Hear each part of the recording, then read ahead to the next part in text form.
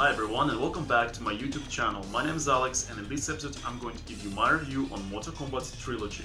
In the 90s we witnessed a revolution in the video games history. Fighting games like Tekken and Soul Blade were gaining popularity and were considered the shit. Despite all that, Mortal Kombat Trilogy stayed true to the 2D MK formula and managed to please the fans and become an all-time classic fighting game for the 5th gen systems. For starters, despite what the title might imply on, Mortal Kombat Trilogy is not a compilation of the first 3 games. Instead, it's an updated and final version of Mortal Kombat 3 with some MK1 and MK2 elements. When I first saw the roster of MK Trilogy through the pages of a GamePro magazine, I was really excited. I was like, fuck, there's a red, a purple, a grey and a black ninja? Give me a double portion of that. When I eventually played it for the first time in a video game club, Mortal Kombat Trilogy did not disappoint. It was exactly what I needed as a Mortal Kombat fan back then. Alright, let's break it up.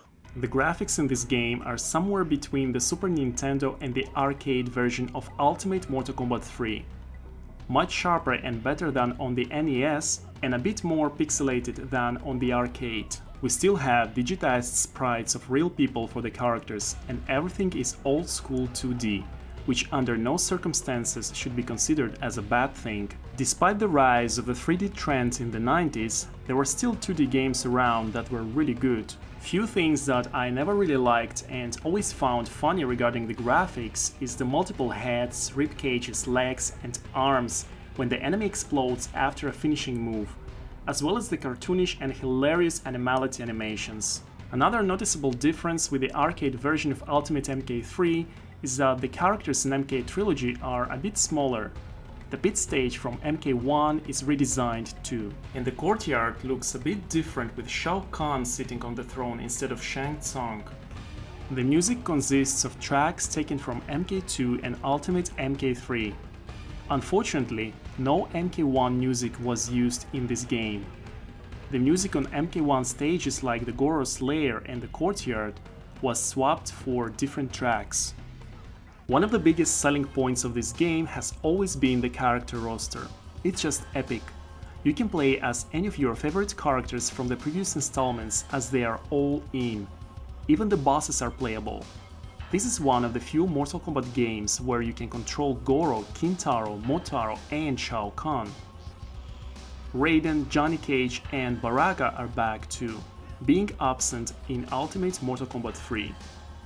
Johnny Cage is played by a different actor though, following the dispute between Midway and Daniel Pesina, who portrayed Johnny Cage as well as all the ninjas in MK1 and 2. Speaking of ninjas, all the ninjas that were known up until then are in this game, occupying a good portion of the character selection screen. We've got Scorpion, Sub-Zero, Reptile, Smoke, Noob Saibot, Ermac, Rain, Classic Sub-Zero, Sector, Cyrex, Cyber Smoke, Kitana, Melina and Jade. This game marked the debut appearance of another secret ninja, Chameleon, a male transparent ninja able to gain access to the other male human ninjas' powers for a limited amount of time. Chameleon only got a brief backstory much later in the series, particularly in Mortal Kombat Armageddon. Not much is known, but it is implied that he might be as a Terran like Reptile. You can also gain access to MK1 Raiden and Kano, and MK2 Kung Lao and Jax. These versions of the characters come with some new moves too, but they don't have running animations, so instead of running they just walk very fast.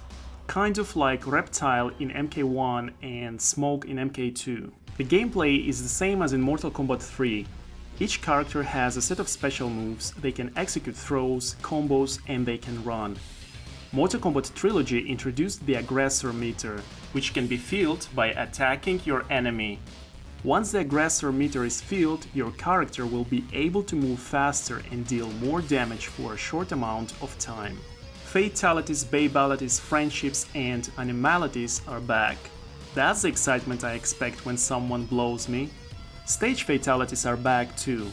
The only stage fatality missing is the one on the Pit 2 stage. The reason being is that they couldn't film additional animations for the MK3 characters.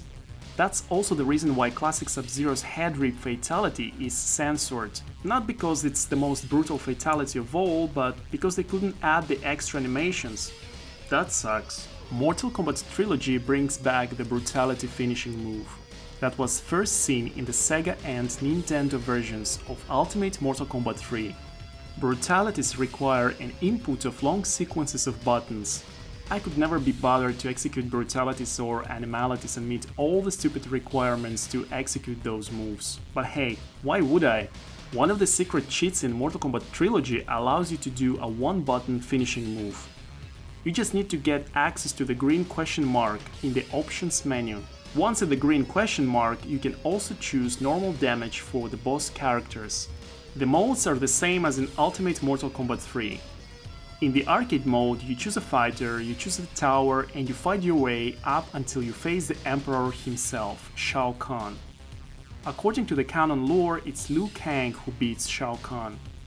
The AI is absolutely unfair, just as expected, even on the easy mode. I really hate the AI in the 2D Mortal Kombat era. After the first opponent, you can only rely on spamming. You can't approach the CPU with a combo or a throw, and you can't fucking jump on them either. The game basically cuts your dick off after the first test drive and then asks you to pound it without a tool. Of course, you can always cheat and play as either the absolutely OP Noob Saibot or as one of the bosses. Noob Saibot's Cloud completely disables your opponent, allowing you to brutally fuck them with a leg. One of the easiest combos in the game. Take it, bitch, take it! One thing worth mentioning is that there is a significant delay when trying to morph into other characters while playing as the Great Sorcerer Shang Tsung. It's too much data for the game to process. Only morphing into the male ninjas won't have loading time. But you can adjust Shang Tsung's morphs in the options menu. You can either deactivate the morphs altogether or choose limited morphs, in which case you have to pre-select the characters that you want to morph into. If you choose a male ninja, you will have access to all the male ninja morphs.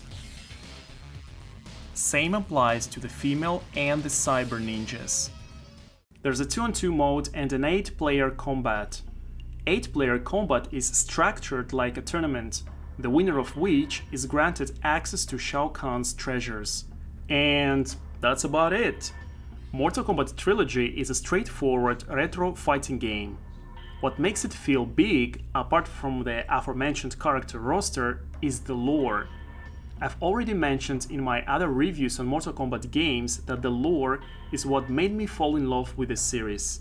I remember I was grinding through the 8-player combat just to get an easier and faster access to Shao Kahn's treasures, where I could see all the character endings. I was really interested in learning about the characters. These endings seemed like a portal to a different world to me. Is it worth revisiting Mortal Kombat Trilogy? Of course, especially if you're into the Mortal Kombat series. The old fans like me will definitely have fun playing it. Mortal Kombat Trilogy is one of the most memorable and iconic games on the PS1 console, and a must-have item for your retro game collection. Once again, thanks for watching my video. Don't forget to leave your comments below, check out my other videos, subscribe, and see you next time.